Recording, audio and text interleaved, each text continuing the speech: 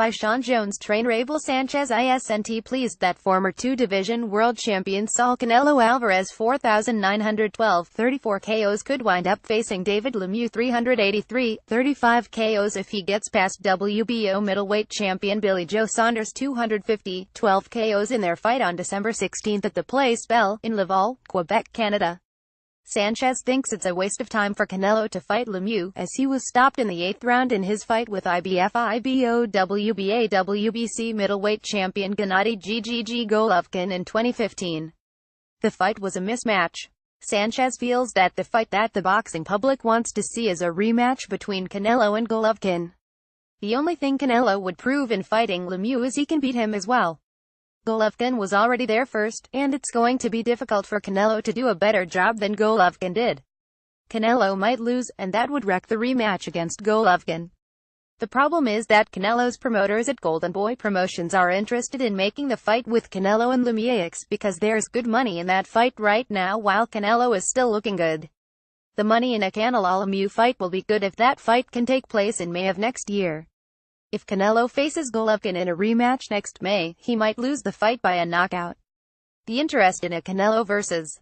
Lemieux fight won't be nearly as high if the red-headed Mexican star is coming off of a knockout defeat to Golovkin. The reason why I mention the possibility of Canelo being knocked out by Golovkin in the rematch is because the Kazakhstan fighter now realizes what's in store for him if the match goes the full 12-round distance again. Golovkin isn't going to want a chance at that. He'll get robbed a second time, so he's going to be attacking Canelo all out in the rematch to make sure the judges can't take away another win from him. There is talk that Canelo wants the fight, and if he wants to, it's all up to Canelo, said Sanchez to ESPN Deportes. It said that he'll face the one who wins David Lemieux vs. Billy Joe Saunders. If he wins Lemieux, it's a fighter Golovkin already destroyed. I do not know why they give importance to that fight. Boxing needs the fight of Canelo and GGG to define who is who, said Sanchez.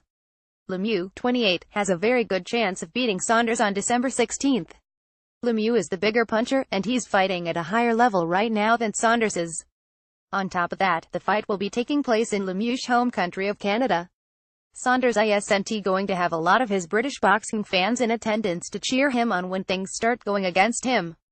Saunders will need to be mentally strong, and he's going to need to stay on high bike to try and avoid getting hit too often. With the exception of Golovkin, the fighters that beat Lemieux in the past were ones that took punishment for 5 to 6 rounds, and then took over the fight when he gassed out.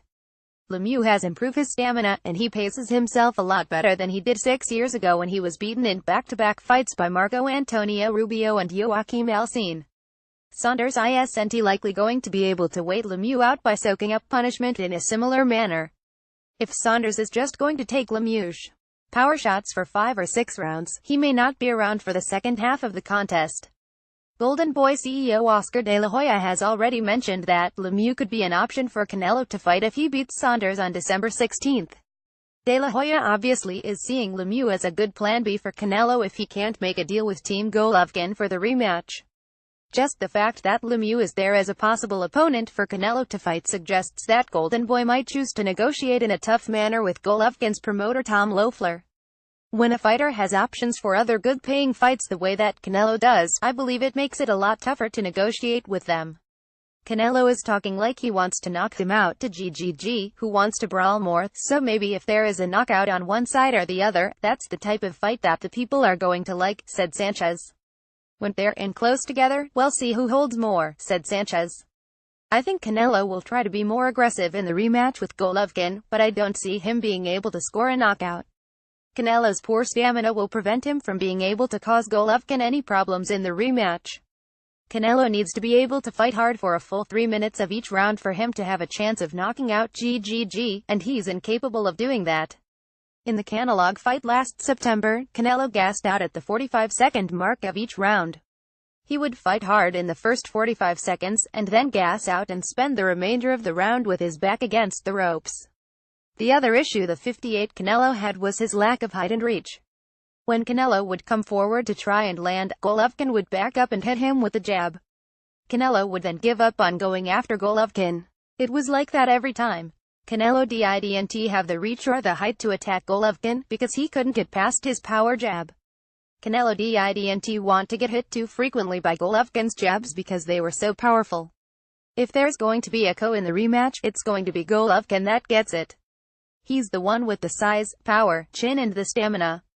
Golovkin is also the far better knockout puncher of the two. What makes Golovkin so much better at knocking guys out is the combination of his power and chin. Golovkin can take hard shots for him to deliver his big power shots. Canelo isn't willing to let himself get clipped by Golovkin, so he won't come forward too often in the rematch. Instead, Canelo will fight Golovkin just like he did last time.